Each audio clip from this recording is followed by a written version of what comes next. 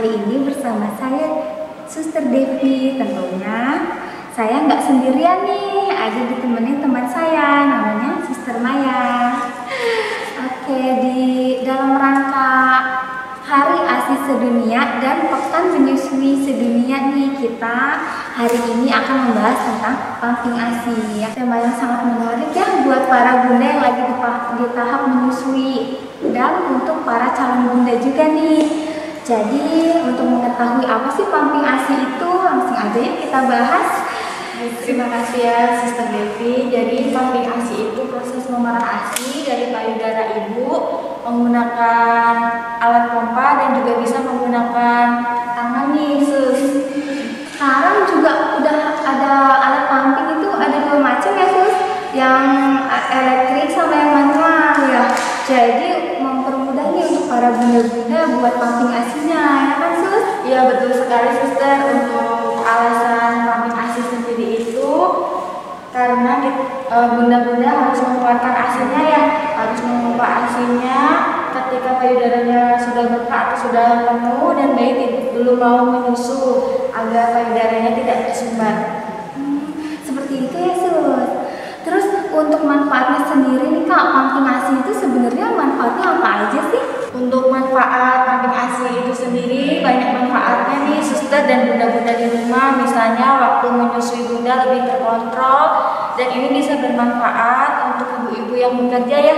Kan ibu-ibu yang bekerja tidak setiap saat bertemu dengan bayinya. Nah, bundanya bisa meminta bantuan orang lain yang di rumah untuk memberikan ASI perahnya kepada bayinya. Nah, untuk manfaat utamanya tentu agar payudaranya tidak tersumbat. Wah, banyak juga manfaatnya Sus.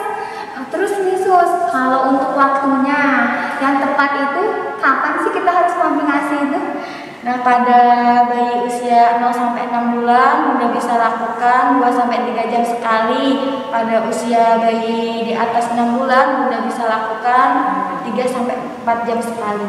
Oh begitu ya Sus.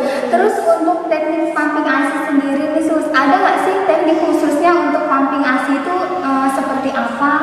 Nah, untuk bunda yang ada di rumah atau calon bunda ada teknik pumping ASI nih.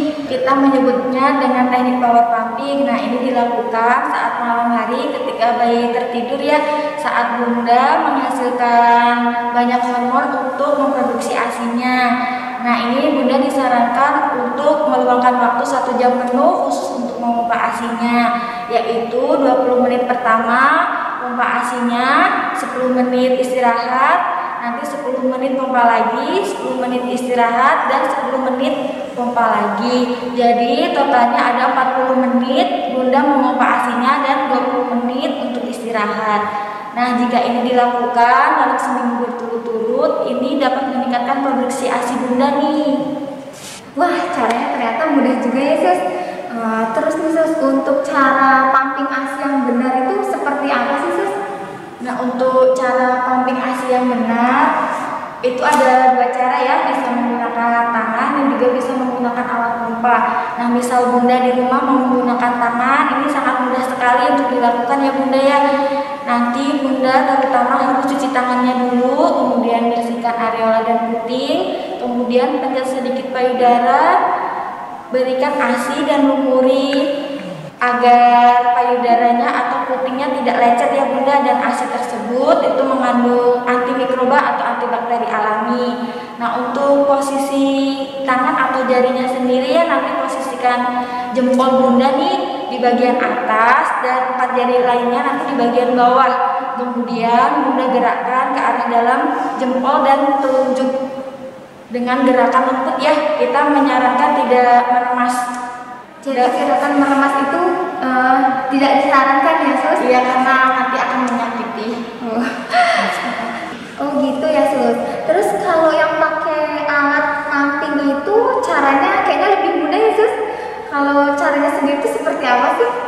Nah, betul sekali Sus. Kalau untuk pumping menggunakan alat pompa bisa dengan 2 cara, yaitu dengan pompa manual dan juga pompa elektrik. Caranya hampir sama ya keduanya. Nanti bundanya harus cuci tangan dulu, siapkan alatnya, pasang alat dengan fungsinya masing-masing, kemudian pasang ke payudara sampai bundanya merasa sudah nyaman ya.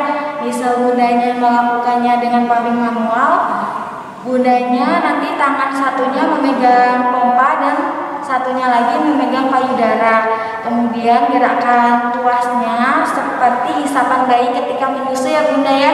Dan misal nanti bunda menggunakan pumping yang elektrik, bunda tinggal colokkan alatnya aja ke sumber listrik, kemudian bunda tekan tombol on dan atur kecepatan menghisap payudaranya sesuai keinginan bunda. Wah, kayaknya lebih mudah pakai alat nih ya untuk sekarang ya sus.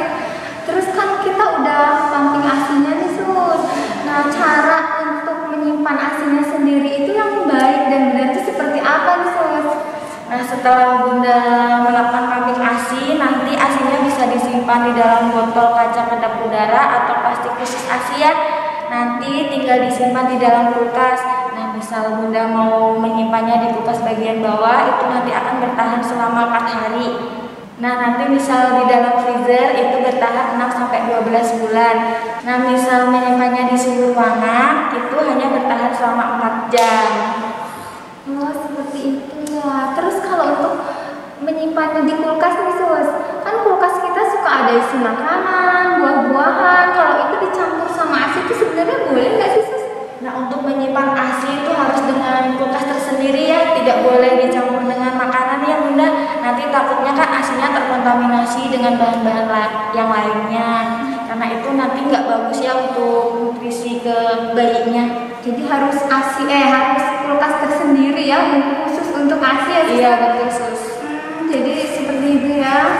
Ini sus yang paling banyak ditanya nih sama orang-orang, sama bunda-bunda di rumah nih.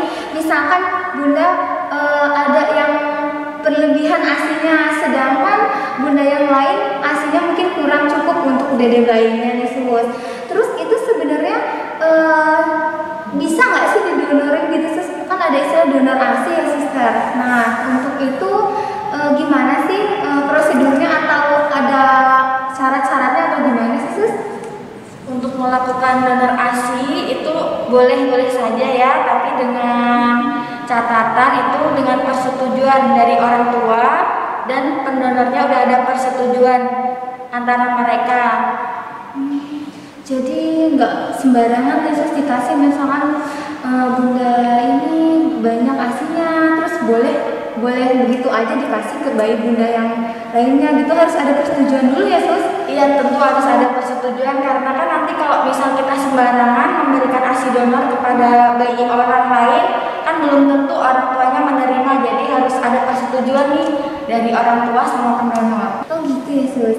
Terus nih untuk ibu-ibu pekerja kayak kita misalkan lagi dalam masa menyusui, terus kan kita harus, tadi kan dijelasin untuk bayi 0 sampai 6 bulan tiap 2 sampai 3 jam sekali, untuk 6 bulan ke atas 3 sampai 4 jam sekali. Kalau posisi kita nih lagi kerja nih sus, itu gimana ya untuk menyusun waktu pumping sama pekerjaan tuh harus seperti apa sister? Nah, untuk bunda-bunda yang sedang bekerja tapi sedang menyusui juga ya, bundanya bisa menyesuaikan waktunya. Misal waktu istirahat, bunda bisa melakukan pumping asi. Nah, juga harus menyesuaikan dengan teman-teman di sekitar ya. Teman-temannya juga harus mendukung bunda-bunda yang sedang melakukan pumping asi, yang mau berjuang untuk asi eksklusif ya. Jadi dukungan dari teman-teman kerja juga penting ya sister, buat nambah semangat bunda yang lagi menyusui ini untuk saya bisa asi eksklusif tuh penting juga ya, dukungan dari orang sekitar kita ya sus? Iya itu sangat penting sekali, tetapi bunda yang sedang pumping asi juga harus menyesuaikan kondisi ya, yang penting tidak mengganggu pekerjaan. Wah, ternyata mudah juga ya sus cara buat pumping asinya ya. Terus tadi juga udah dijelasin waktunya yang tepat seperti apa, untuk bayi umur segini harus berapa jam sekali, terus manfaatnya juga udah dijelaskan. Yang paling penting buat penyimpanan asinya juga tadi udah dijelaskan ya sister.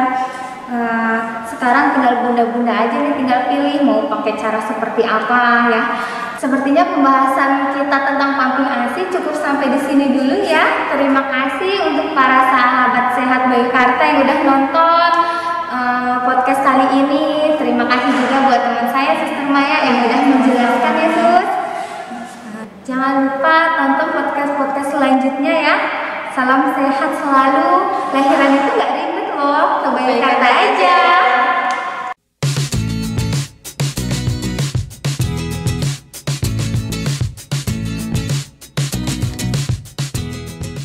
Terima kasih sahabat sehat Bayukarta yang sudah menonton podcast ini dari awal hingga akhir. Nah, untuk teman-teman, kita masih punya kejutan nih. Selama Pekan ASI Sedunia ini, Bayukarta akan mengadakan giveaway yang menarik. Ada 3 nih giveaway-nya. Ada free admin untuk berobat ke Bayukarta, kemudian ada juga potongan 25.000 untuk swab antigen, dan pastinya ada juga souvenir-souvenir cantik yang bisa teman-teman dapatkan. Gimana caranya? Caranya gampang banget. Yang pertama, follow akun Rumah Sakit Bayukarta di Instagram. Kemudian teman-teman juga harus tag dan share informasi ini, nanti akan tampil di feed Bayukarta. Nah, jangan lupa juga selama 7 hari ini Bayukarta kan akan menyiarkan podcast-podcast setiap harinya 1 nih. Nah, teman-teman harus komen di video-video tersebut dan juga komen di postingan info ini. Dan jangan lupa tag 3 teman dari teman-teman sekalian untuk mengikuti giveaway ini. Nah, untuk informasi lebih lengkapnya jangan lupa pantengin aja di feed Rumah Sakit Bayukarta. Terima kasih teman-teman.